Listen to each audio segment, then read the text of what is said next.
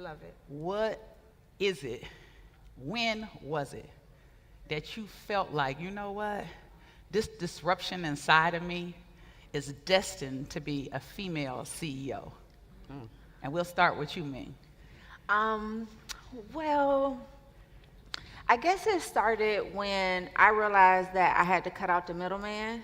And so like I was buying, so I sell hair extensions and I was buying it from a guy in US here in Atlanta. I'm like, he cannot be getting his hair from here. So that means he's getting it from somewhere else and putting a markup on it. So I booked a flight to China, one-way flight, stayed at an American hotel, and I figured it out. I was going around like, and every day I walked out the hotel, I would have the lady write down the hotel address in Chinese, and I would put one in all my pockets, one in my shoe, and one in my bra, just in case I ever got lost. I could just say, take me here to the taxi cab. But I just knew that I had to get to the source, and I knew that, you know, I wanted to cut out the middleman. Like, as soon as I see how much money was being made, I'm like, I'm giving you $20,000-$30,000 a day for some hair. But wait, Ming, because I know your story. Before you even got into that part where you immersed yourself over there for hair, you came to Atlanta. I did. With $500 from Detroit. Well, I came to Atlanta with really no money, but I had saved up $500. So I came with, you know what I mean, a hope and a prayer.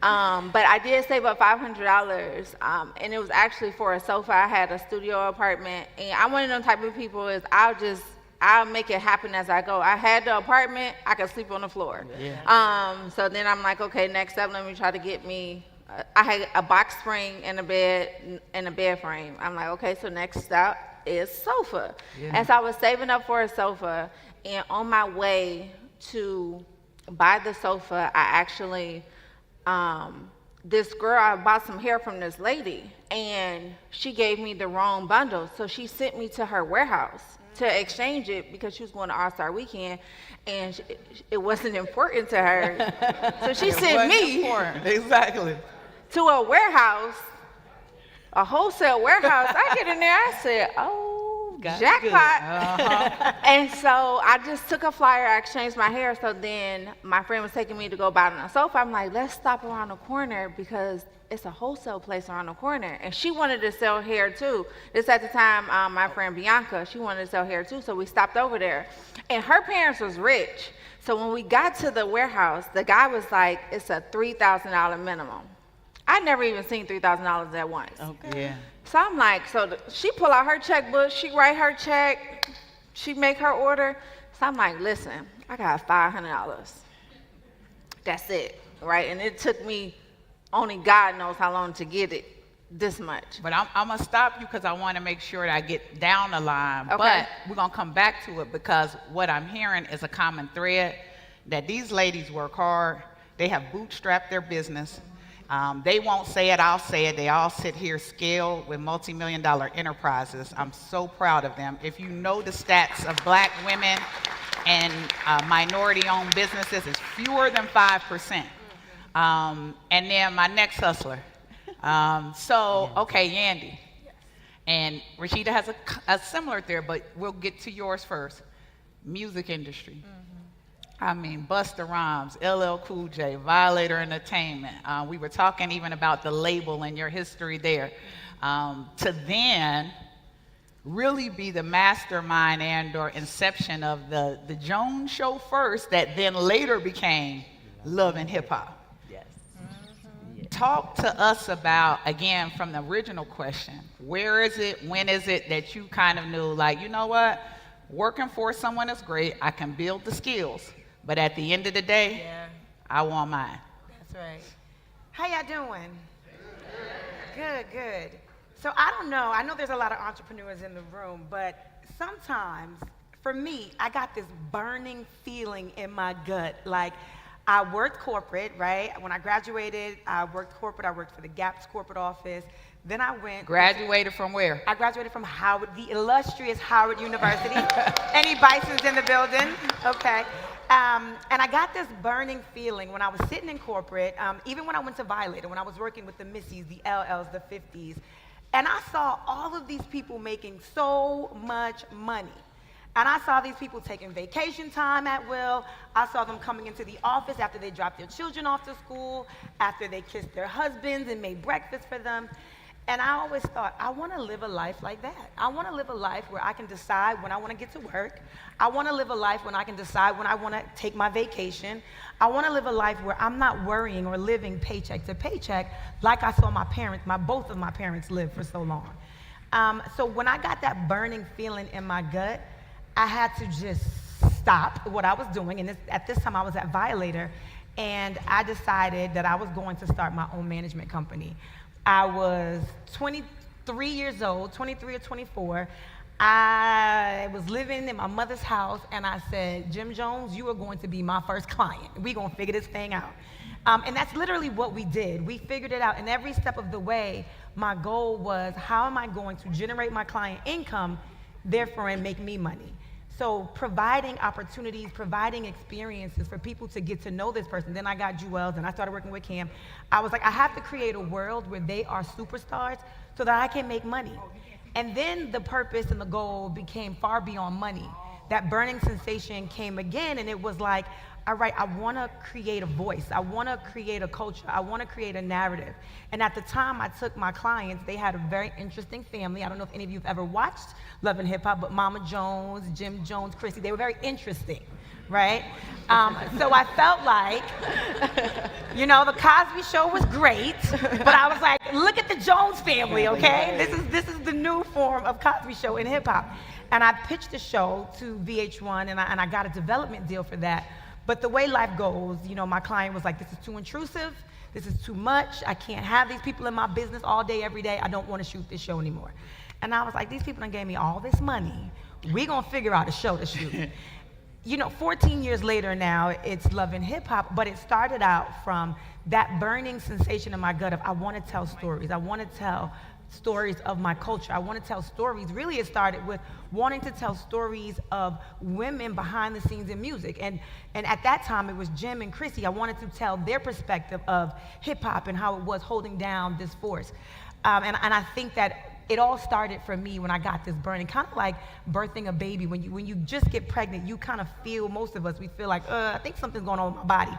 That's how entrepreneurship was for me. I just felt like there was a burning inside of me to do something. At first, it was motivated by money. Then it was motivated by having a voice for my culture. Now that, I've been in this for 20 years, the purpose and the motivation is different. I've opened up a restaurant, and that motivation was coming off COVID, and I was like, I want to commune with people, I want to talk, I want to see people, I want to dance. My restaurant is called Dance and Crepes, and the purpose of that was to create a space where people can come together and commune. So throughout my entrepreneurship journey, the purpose and the mission has changed, but it's all started with this gut feeling of, I want to do this because. Yeah, I would say that, I'm 24 years in, and I like to say 24 years young into my business, haven't started it right out of college. But I also want to go to my other friend in the standpoint. We met through our other mogul friend, Candy Burris Tucker. Yes, we did. And have fast-tracked the friendship. We travel and have a blast. Rashida, yours did kind of start out similar with music at its core, but in where and how culture and where you all have kind of seized opportunities is a great way to kind of share with the audience. Now, I thought my brother was coming today, but the point I make, and Rashida's husband, Kurt, is that Kurt had to put a fire out at the restaurant because they are that hands-on, and that's one of the things that I admire in all of the disruptors in here. If there is nothing too big nor too small. That's right. When it's your business. All right, Rashida, you up next. I'm gonna make mine a little short and sweet. I started off in the music industry probably about 30 years ago, right? So starting off in this industry, I was initially like this underground female artist who was just trying to figure it out. Back in the day, before social media and all that, you really had to go city to city selling CDs and cassette tapes out the trunk and all of that good stuff. Oh Lord, I'm a dinosaur. Okay, so a situation happened. That's just veteran. That's Master P. It's That's the veteran. vet. It's the vet game. So just to kind of pull it together really quickly, I had gotten to a point to where I had developed a name for myself as an independent artist, and the record company started coming to us like crazy. So we finally got into a record deal, and I was super excited, like, oh my goodness, it's about to go down, we about to be lit, Kirk, you know, we happy, all of that. Well, the situation happened where we got with the label, and then everything started to go backwards. And that's when I understood that the music business was so much about the business and not just about the artistry of getting artists and really putting them out there. That's right. So struggling like I have, I'm talking dirt roads in cities you've never heard of, like all over the United States.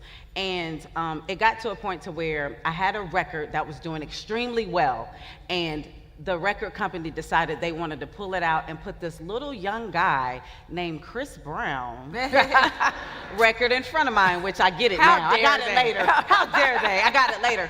But at that time, you know, he was new, he was up and coming, I was up and coming out the mud.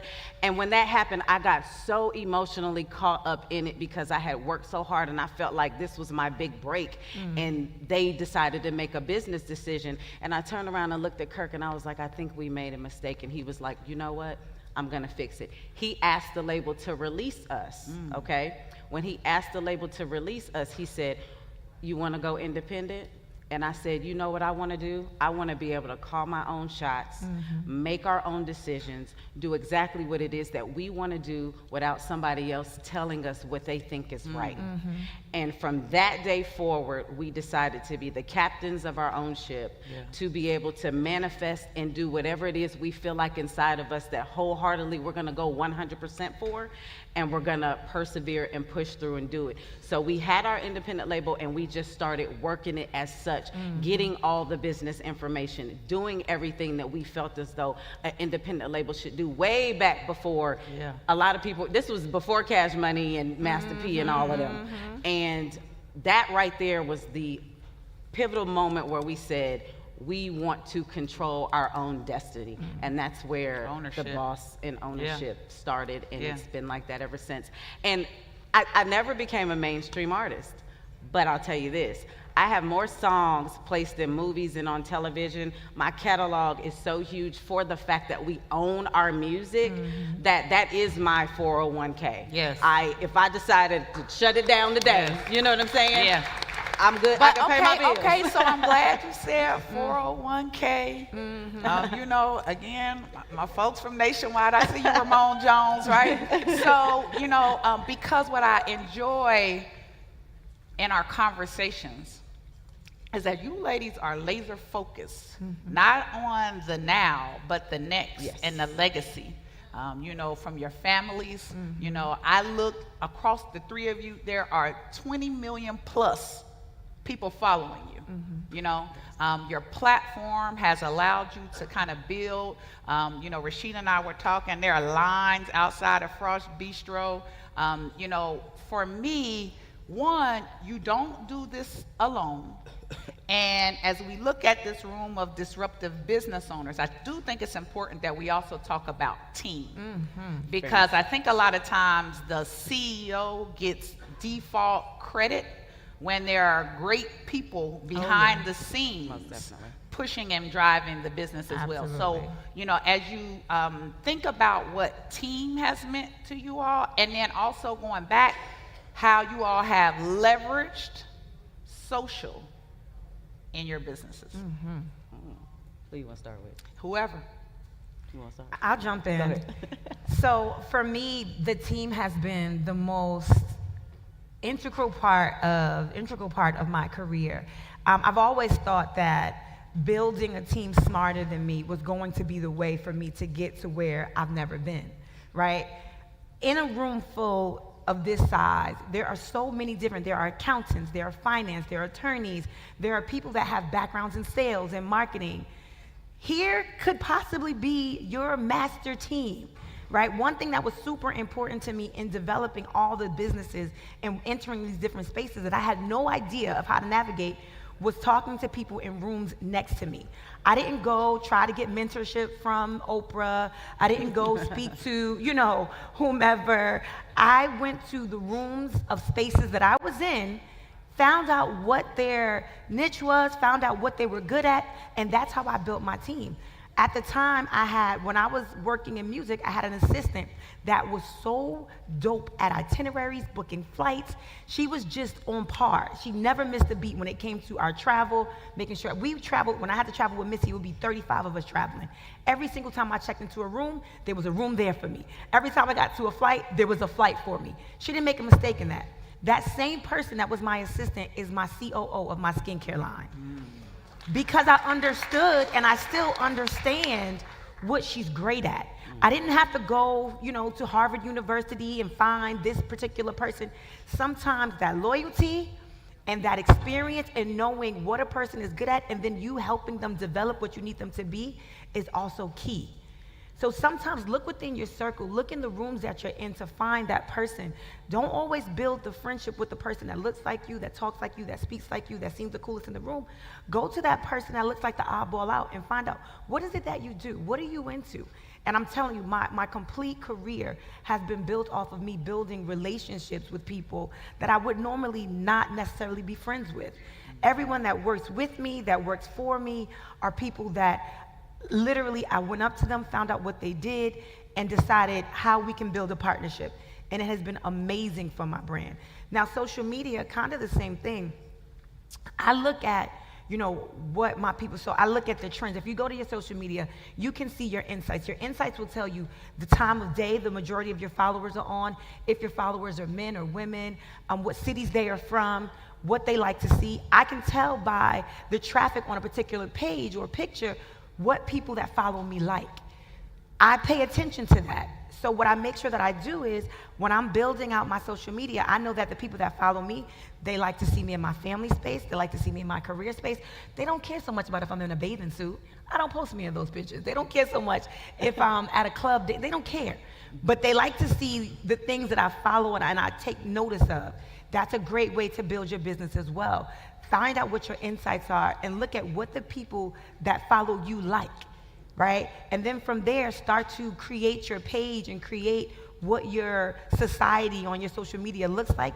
And then you'll see that you'll start to gain more and more followers when you cater to that audience. And So, can okay, I go ahead, bounce off the social media? When it comes to business with social media, everything she said is absolutely correct, but then it's on you as an individual to make sure whatever it is you're pushing out there, you have to stay consistent. Yep. Social media is 24/7 all day, every day, and there's a ton of people doing the same, something similar to you.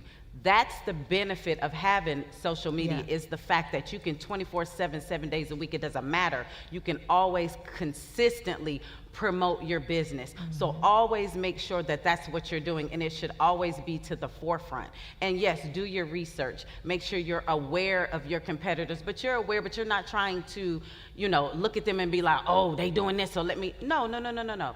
Stay aware, but stay in your lane and make sure you're doing it. People ask me all the time, Rashida, you really just be taking them pictures and, putting on your outfit? Yes, I do. Sure do. Guess what? And I have 2 days after week is the minimum.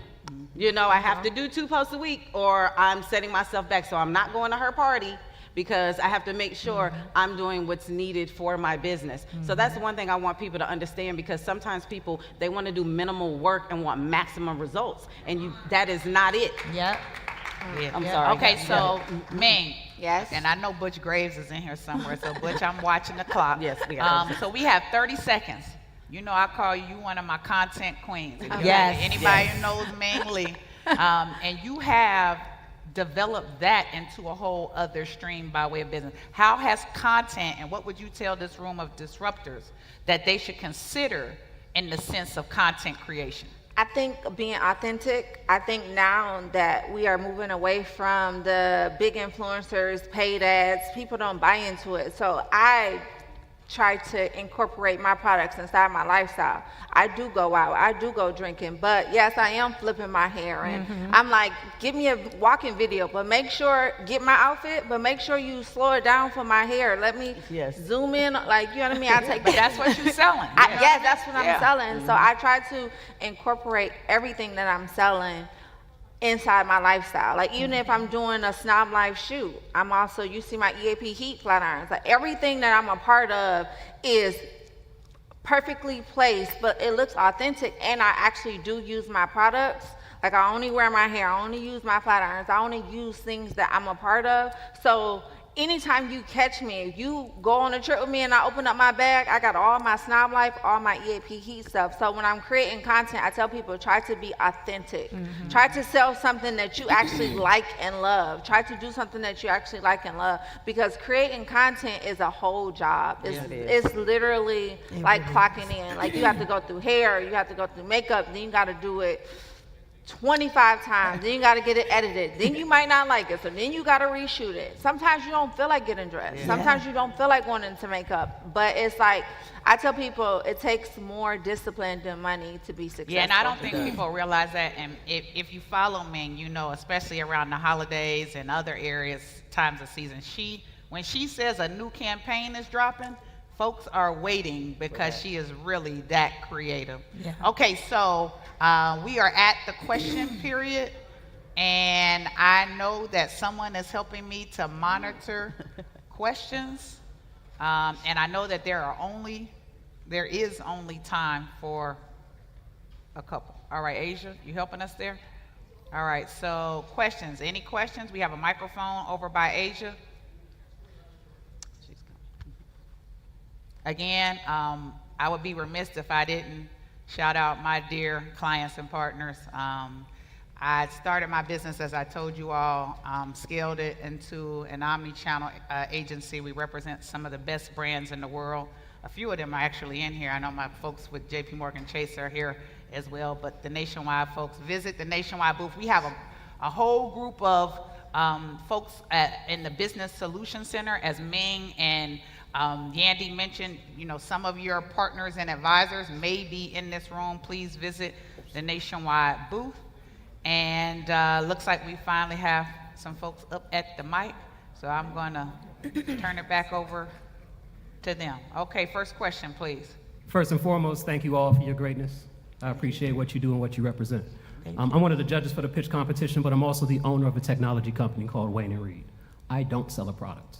Right? I sell complicated technology that most folks can't understand. Okay. So when you talk about how you all market, how you use yourself in your marketing, how you use the stories and different ways that you treat people in your marketing, when you're marketing something a person can't touch, like, what is it, 70% of black businesses are mostly service businesses. Yeah. How do you take what you do and translate that into a space that is not product focused, more service focused, more selling the person, their mind, their consulting, things of that nature? Because I imagine many businesses in here are that, and your marketing expertise is working excellently for you. How can we translate that to a non-product based business? That's a good question. That's a great question, but I think you know that we need you. We need you probably just as much as we need the regular physical marketing things that we do. Technology is key, right? Especially for many of us, we have e-commerce business. We all sell our products online. I don't know what your product is, right? How else will I know that I need you if you're not on social media telling me about what your service is? Just as much as we get out there and we show our products and we show our service business, because some of us also have service business. Rashida and I have a restaurant, and we service the community. But we need to know your business, and that marketing of that business is you. Tell us what your business is. Tell us exactly what you do and why we need you. Because I feel like I have been looking and scouring for a technical company come help me and come on board with my e-commerce business. I'm sure that I need you. Right. Don't threaten me with a good time. I'm sure that I need you. So please, I would love for you to tag me. I would love for you to actually do a post about what your business is, because it's important. We need it just the same. I was going to say too, another thing too is just because you're not selling a specific product, but you're basically selling a service of what you do. So just like when you go on social media and there's these people standing up and they're like, we have the product to do this, we have the services to be able to do that. You should do commercials of yourself on your social media where you're letting people know what your value is, what you have, and putting it out there so that people can understand, hey, I saw this guy, let me save this page. He says he does this. Maybe I need to reach out to him. So social media can be used in vast and broad ways. You just have to be a little bit creative, which you should have because you do tech, meaning your brain going 100 million miles an hour. You should be able to figure something out and just put it out there. Just because you're not selling a product doesn't mean you don't need to get up and kind of sell yourself in a sense so people can understand and make it what you informational. have. Yeah. Right, that's what I was going to say. Informative. Yeah, I was going to say, just show what you can do. Say, hey, you know what I mean, I can grow your business by 24% if email marketing. I clicked on some lady said that she can take my email marketing from me making $100,000 to me making $200,000 by just email marketing. So showing me and knowing like the knowledge, like, okay, you can set up me a funnel that now is automated. Now, once I pay you this one time, you can automate my services and I can make an extra X amount of dollars. So like just telling people exactly that, because people attention span is very short. Say, listen, hey, I can grow your business by up to 3%. If not, then you know what I mean, I'll do it for free or I'll give you back your money because you got to stand behind your product. But I've been signed up for so much AI training for next I was week about to say, that is crazy. The other thing I would say, I'm back in school. The other thing I would say, because I am in a professional consulting business, is that you want to sell your results. You know, and one of the biggest areas by room and opportunity is going to be past performance. And where it is that you will be able to say through case studies how you have helped to drive business solutions. And so I try to immerse myself in rooms like these, and your networking currency should then be kind of prioritized in how you follow up, but you should have a really clear plan, because I didn't build I didn't have the privilege of building my business through social. Most of my business came through being able to say, hey, you want to grow your market share? Hey, you want to look at XYZ? This is what we've been able to do in a 14-year relationship with a company like Nationwide, and other companies then step in board. So, you know, we sell big ideas. We sell big ideas that drive business solutions. So figure out how you merchandise, what's your narrative, but most importantly, your currency by way of your receipts and performance. Yes. There you go. Boom. All right, thank you. We got one more question. Hi, my name is Anthony Green. I'm with Picture That Consultants. We're a 20-year-old black woman-owned art consulting firm. I'm curious about the aspect of moving into new markets. For us, we're Northeast based for 20 years, and in 2020, we moved to Atlanta to do the Southeast. So I'd like you to talk a little bit about, once you've got your business established and you're going into different markets, maybe the way you got to do some things different in different markets. Could you talk a little bit about that? Thank you. Well, my business was strictly social, so I just used Instagram. And then when I ran ads, and so say for instance, I seen a high traffic in New York. I started shipping to New York a lot. So when I started running my Facebook ads, my Instagram ads, I started to niche down on where I wanted to spend my money. I wanted to spend my money with more people that lived in New York when I ran my ads on social media. So that's how I expanded and broadened my horizons in different markets, by running ads and niching down on the area. So say if I'm doing a sale in Atlanta at my store, I don't run an ad. I don't want to run an ad for people that live in New York. My ad, I want people that say that they live in Atlanta, Georgia, because it's a brick and mortar store, so I need you to be able to come in and pick up the product. I would say, because I own boutiques in Atlanta, an online store, and I actually just closed it, but I also owned a boutique in Houston, Texas. And prior to, I had that boutique for 5 years. Prior to that, in the Galleria, what I did was moving into a new market, because I was so Atlanta, in other words. I went to Houston and sat and did a lot of research. First, I did the research via social media to see what were my higher markets, what would be a good place to go to, you know, what does the money look like, you know, how do our people spend, and I did all of that research. Then I went to that city and sat basically in the mall, and I just watched people. I watched people as I sat and watched people shop, saw what they did, saw the type of people who shop. Then I turned around and started doing my research as far as like what comes to the city. You know, they have a major, professional NBA teams and all that type of stuff. What events do they have? You know, we have Warner Brothers and all these different shows that come to Atlanta. So in his case, you said art, correct? Like when you go into a new market, find out what art shows they have, all of those different type of things, all of the art connections, and then you go in and you try to come together with them when they do different festivals and stuff like that. That's how you can physically be in the place and see what that city, what that place is about, implementing yourself in. Those were the type of things that I did to make sure I was going into the right market, which I did, but unfortunately I did have to close it, which is nothing wrong with that. I'm totally cool with it because it was an employee thing, number one. And number two, it was That's a whole other that's a panel. whole nother conversation. Having a business outside of your city, trying to maintain it, it's a difficult thing when you don't have the right team in place, but that's another day and another panel. Okay, so I want to make sure that we are respectful of time and schedule. Can we give it up for these ladies? Oh, yeah. Thank you. Disruptors. Big bad bosses. Thank you, ladies. With the beard. All right, I think we're done. We're good to go? All right. Everybody want All right, one more time, give it up for this amazing panel. Excellent job, and thank you for not coming up, taking your own photos. We have professional photographers here that'll make sure they post things online. One more time, we have Kim, Yandy, Ming, and Yandy, Kim, Ming, and Rashida. Who did I miss? Got everybody. Here you go, help the ladies down the steps. There you go.